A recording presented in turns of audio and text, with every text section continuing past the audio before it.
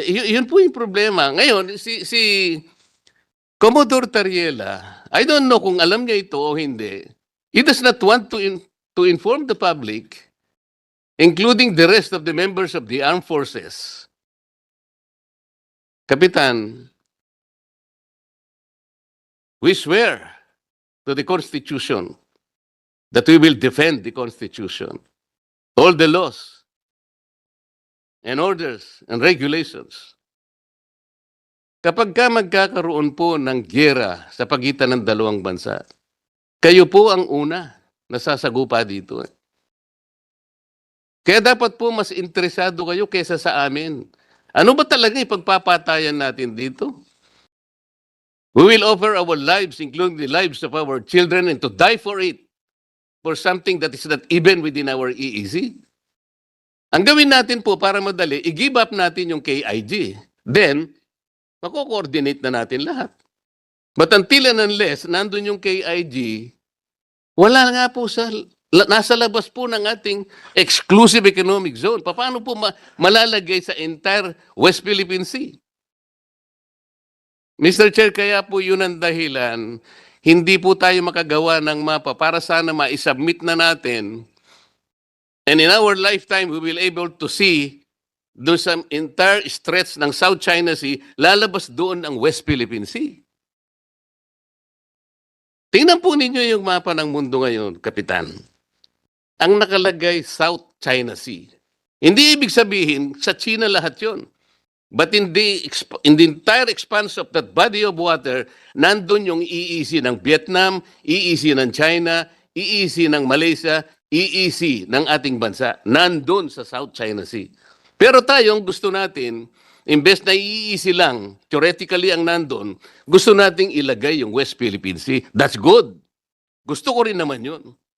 Gusto ko rin naman sa ating lifetime, makita ko rin naman yung West Philippine Sea na ma-drawing doon. How can we do that? Inisa-isa ko pong nireview ang credentials po ng 35 senior officers of the Armed Forces of the Philippines at ang kanilang ad interim appointments na sila pong lahat ay nasa harapan natin. Sa akin pong palagay, silang lahat po ay dapat makonfirm na ngayong araw na ito. Pero Mr. Chair, I'd like to take advantage of their presence dahil po sa alam na nating nangyayari sa ating bansa ngayon.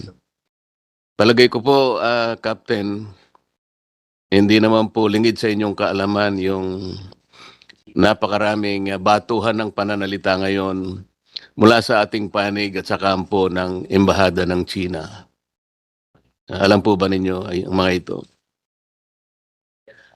Ako po, bilang isang Pilipino, nababahala sa ganitong mga wala na yata ang katapusang iringan at palitan ng sagutan sa bawat panig.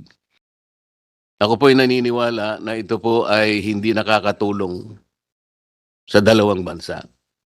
Ganon din po ba ang pananaw ninyo? Yes, Your Honor.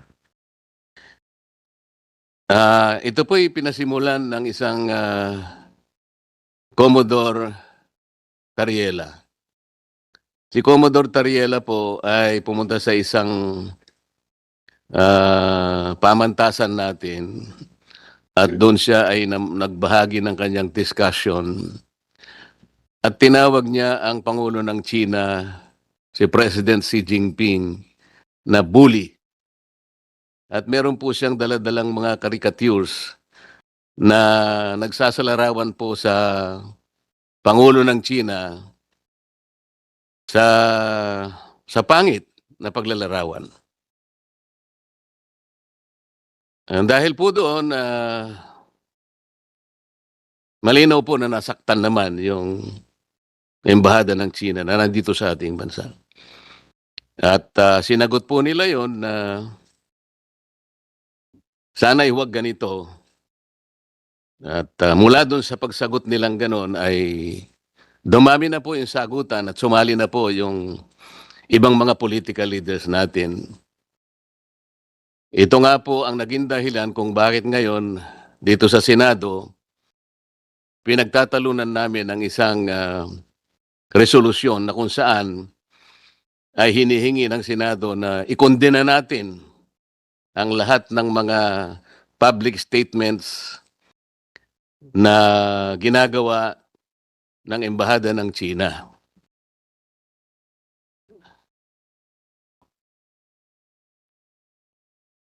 Kapitan, kung ang isa pong bahay ay nasusunog, ito po ba isasabuyan natin ng gasolina o tubig? Tubig, Your Honor. Tubig. Alam po ninyo, Captain Pilar, sa sulat po ng ating Secretary of Foreign Affairs sa kagalang-galang na senador ng ating bansa, Senator Risa Ontiveros, to sa bahagi po ng kanyang sulat ay sinasabi po niya, as foreign policy and diplomatic relations are the remit of the department, statement it issues are deliberate, consistent, and anchored on existing foreign policy and instructions of the President. We would not generally take part in statements of other agencies and officials, particularly if this may have been made in personal or unofficial capacity. Balikan po natin yung pananalita ni Commodore Tariel na tinawag niyang bully ang Pangulo ng China. Meron po ba tayong national policy na ang mga heads of state ng ibang bansa ay kailangan pa nating pasaringan ng negatibo? Your Honor, I believe wala po. Wala po. Wala rin tayong national policy na gagawa tayo ng caricatures para pasamain natin ang itsura ng mga heads of state ng ibang bansa. Wala din po, Your Honor. Sa makatwid, personal po ni Commodore Tariela ang kanyang ginawa. Tama po. Probable po, Your Honor. Ang sabi po sa bahagi ng sulat, Captain Pilar, while the lively exchanges of views are permitted in our democratic society, the department, meaning DFA, reiterates that differences and disputes between states are best addressed through established diplomatic channels rather than in public. Ako po'y naniniwala dito. Kayo po'y naniniwala rin.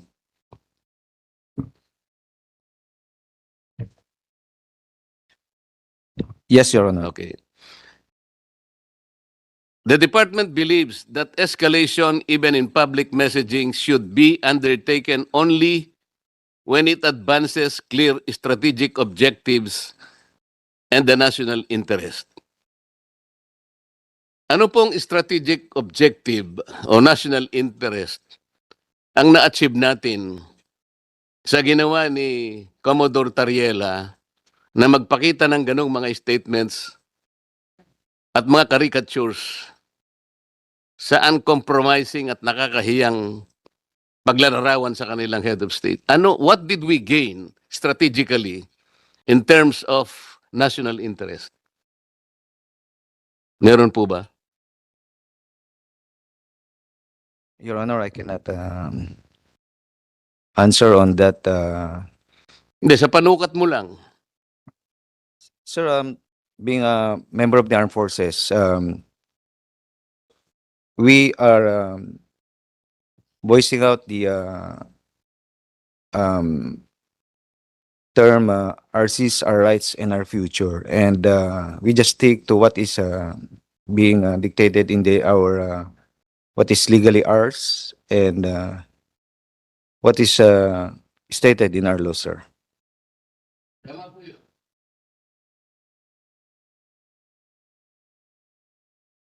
What is legally ours must be defended. Must be protected, and we should fight it out to the last drop of our blood. Yung legally ours. At kasama po ninyo ako doon. Kami pong lahat sasama sa inyo doon. Si Commodore Tariela po is the head of the WPS Transparency Group Office. But, Captain, he was not as transparent as he should be in explaining to you and to our people that our exclusive economic zone and West Philippine Sea are two different animals. Ang sinasabi po nila, at tama-tama naman po ito, meron na po tayong archipelagic baselines which were defined under Republic Act 9522. Malinaw na malinaw po yun. Walang pagtatalo dun. At mula dun sa archipelagic baselines na yon, madidefine natin ang exclusive economic zone, ang ating contiguous zone, ang ating territorial sea. Lahat po nandun. Ngunit, yun pong arbitral award, ang inaward lang sa atin at nilinaw, yung ating exclusive economic zone. Hindi po ni-rule ng arbitral award yung West Philippine Sea. Dalawang bagay po yun eh. Pinagsasama po nila yon. Alam po ninyo kung ba't tayo nagkakagulo, nagkakaproblema. Meron po tayong mga isla na occupied natin ngayon. Ito yung Kalayaan Island Group. Alam na po ninyo yon. Meron tayong 4 na features in the Kalayaan Island Group. Ito po yung Pagasa, yung Parola, yung Kota, at yung Lankiam. Captain, alam po ninyo yan. Incidentally, Mr. Chairman, itong 4 na features na occupied ng ating bansa, they are way, way beyond our EEZ. Wala po sila sakop ng EEZ. Alam po ba ninyo yon, Captain? Sagutin lamang po ninyo. Alam po ba ninyo na sila po'y wala doon sa limit ng ating exclusive economic zone? Be honest. It is beyond, within our EEZ, sir. So, hindi po ninyo alam na sila po'y wala doon sa EEZ? Ang akala po ninyo, they're within our EEZ? Sir, we are already occupying those islands. No. Chairman, tinatanong ko lamang po, alam po ba ninyo yung ating KIG na binubuo ng 4 na features ay wala po sa sakop ng ating exclusive economic zone? Huwag po kayong mahihiya. Kung hindi po nyo alam, I will not take it against you. Alam po ba ninyo na wala siya at hindi sakop ng ating EEZ? Yung 4 na features ng Kalayaan Island Group? Sir, those islands can also generate EEZs within. Mr. Chair, ang gusto ko lang sana sagutin niya kung mamaya po pupunta tayo doon eh. Alam po ba ninyo o hindi nyo alam na yung 4 features ng KIG are not within the limits of our EEZ? Yun lang po ang tanong. Sir, if we base the limits from the mainland Palawan, sir.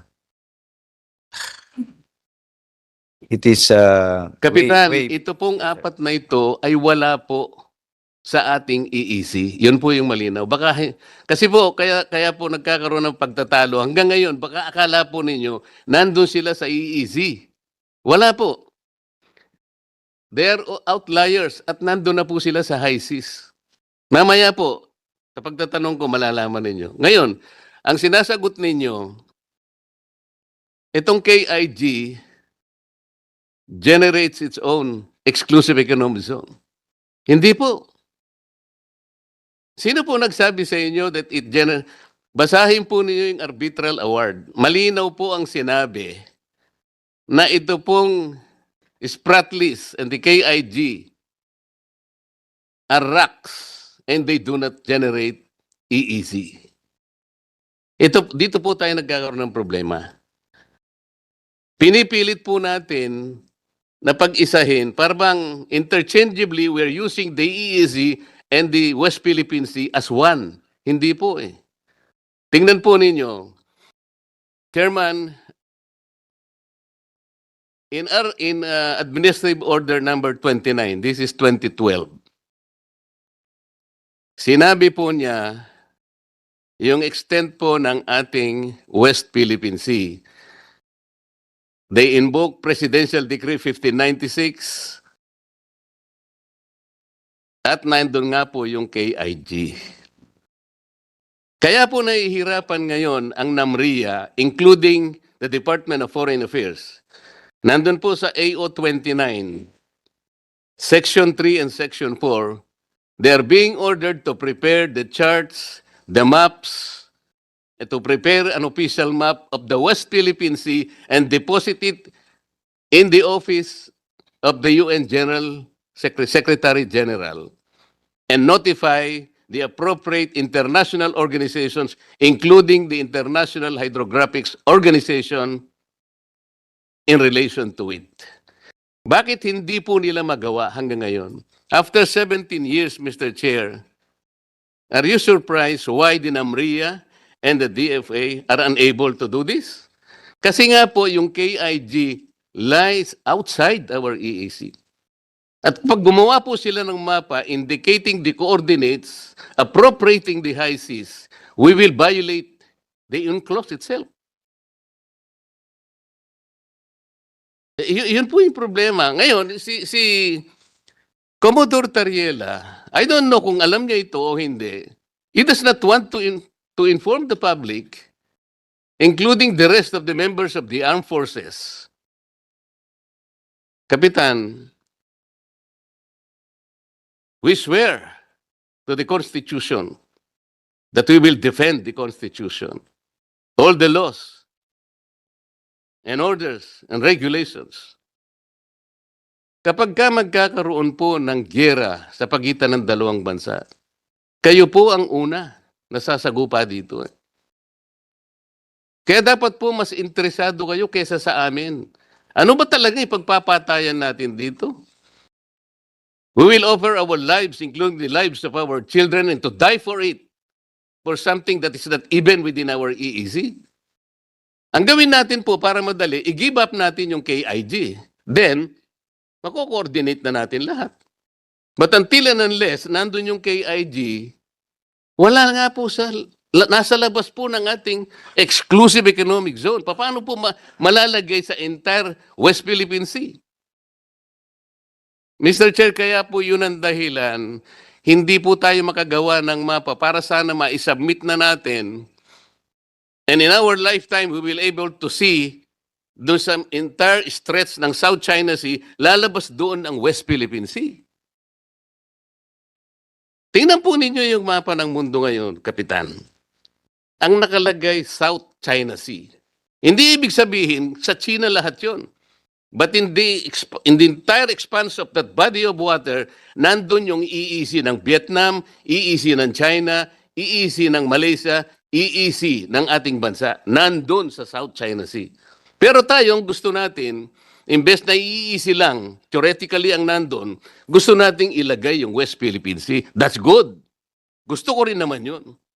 Gusto ko rin naman sa ating lifetime, makita ko rin naman yung West Philippine Sea na ma-drawing doon. How can we do that? There are procedures and steps to do that. Gagawa nga tayo ng mapa eh. Paano ka gagawa ng mapa? I-include mo yung KIG. Hindi po pwedeng mangyari yun. Lalaban lahat sa iyo mga bansa. Because you are appropriating the high seas. Itong napakadaling intindihin, hindi ko maintindihan kung bakit ayaw intindihin nung lahat ng may concern dito. Lalong-lalo na po kayo. Dapat nalaman nating lahat ito. It is the responsibility of Commodore Tariela to explain this to our people. Meron pong diferensya eh. Hindi po kukunti ang diferensya, Kapitan. Why? The distances are fixed. We cannot move in all these features into the EEC. Sana mailipat sana natin. Ang Diyos lang makakagawa nun. Paano mo ililipat yung mga features na yung para ilagay dito sa lahat ng EEC natin? We cannot do that. Pagkatapos pag mayroong nagsasabi ng ganito, Kapitan, si Marcoleta pro-China. Hindi po. I have been always for this country. And I will always be. Pero hindi natin po pwede pagtalunan lang natin salitaan. Megaphone diplomacy. Kaya tanong ko po sa inyo kanina, what economic benefits can we gain from this? What strategic motive can we gain from this? Kahapon po, Kapitan, I presented 2 maps before the Senate plenary. In that map, pinakita ko, ang mga bansang Vietnam, Malaysia, China, kahit nag-aaway-away sila, ipinakita ko doon, they were able to manage their differences and were able to develop and explore oil and gas in their areas. Alam po niyo, Vietnam, there were about 60 to 70 exploration in their areas, kasama ang China. Malaysia, about 30 to 40. Ang Pilipinas, 8 to 12 explorations. Because we were unable to manage our differences. But these 2 countries are smart enough to manage their own differences. Tingnan po ninyo yung mapa na pinakita ko. Isang mapang 2013, isang mapa 2024. Malayo na po tayo. Iniwan na po tayo ng milya-milya. Kumain na po tayo ng alikabok. Kasi ang ginagawa natin, patodyahan dito, patodyahan doon. Saan pupunta ito, Kapitan, sa palagay mo? Alam po nyo, ang sabi ng China, pwede naman nating pag-usapan ito. Did you know that I met the ambassador of China because I was invited? Alam po ba kung ano yung una niyang sinabi? Gustong-gusto kong makipag-usap sa lahat ng concerned agencies of your government. If you are be kind enough to tell them that I am open anytime. More specifically, the Secretary of the Department of Defense. Yun po yung una niyang sinabi sa akin. Because I believe, sabi niya, foreign relations is not a zero-sum game. Totoo naman yun eh. Walang dapat makakuha ng gain na nawalan yung isa. Pare-pareho tayong makinabang dapat. And sabi niya, an open discussion, a bilateral discussion is the first start. Bakit hindi po natin gawin yun? Yun lang naman ang pinakikiusap nila. Sabi ko, okay, you want to speak to the Secretary of National Defense? Yes, Your Honor. I'm really very willing. Medyo biniro ko pa nga siya, Chairman. No, maybe, why don't you text me? And I will show him your text message. Akala mo, papalabas pa lang ako sa kanilang embahada. Tinext niya na ako. Salamat, sabi niya, Senator Marcoleta, for visiting us. And at sa pag-offer mo na ikaw nang magsabi sa aking gustong mangyari na gusto kong makausap lahat ang concerned agencies of your country. More specifically, Secretary Gibo. Sinulat niya, more specifically, Secretary Gibo of the Department of National Defense. Sana man lang even over coffee. So alam po niyo yung, hindi ko po alam kung yung number po ni Secretary Gibo yung pa rin. Para mas makasigurado ako, kinausap ko po dahil meron kaming meeting ng ating Secretary of Foreign Affairs. Pinakita ko po sa kanya yung text message. At sabi ko sa kanya, pwede bang ibigay ko sa iyo para ikaw nang mag-transmit o mag-pass kay Secretary Gibo? Okay naman po sa kanya, Mr. Chair. So binigay ko, pinas ko sa kanya yung at siya na daw po ang magbibigay kay Secretary Gibo. Sa ganito pong initiative, Kapitan, ako po ba'y pro-China, Kapitan? Pro-China po ba ako, Kapitan? No, sir. Salamat po sa inyong sagot. Hindi po ako pro-China kahit kailan. Ako po ay pro-Pilipinas at sa interes ng Pilipinas. Kung ang China po ay papayag na makipag-usap sa atin, lalong mabuti. Sinabi ko po sa kanya, Kapitan, bakit hindi natin pasimulan ang pag-uusap natin, Mr. Ambassador, sa mga bagay na pwede nating pagkasunduan? Halimbawa, yung mga isda. Wala namang may-ari ng mga isda eh. Bakit sa kabila ng inyong sigalot sa Vietnam. Nagbarilan kayo, nagpatayan kayo.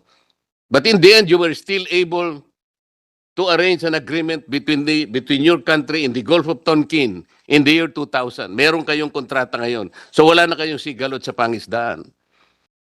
Kahit may hostility kayo sa bansang India, nagawa nyo ring ayusin ang inyong hindi pagkakasundo, nagkaroon din kayo ng kontrata sa pangisdaan. Ganon din naman kako nangyari sa Japan. Mahigpit ang labanan ninyo dyan. Nag-iiringan kayo, mainit. Pero nagawa nyo ring ayusin. Sa ngalan ng mga isda. Why can't we do that here in the Philippines? Magandang tanong yan, sabi niya. Ang totoo niyan, initially, napasimulan na natin nung panahon ni Pangulong Duterte. Ang kaso lang, ngayon, ito nga, patutsadahan ng patutsadahan. Paano nga tayo mag-uusap? Halimbawa, Kapitan, ikaw nagpipinta ka ng isang bagay, isang obra maestra.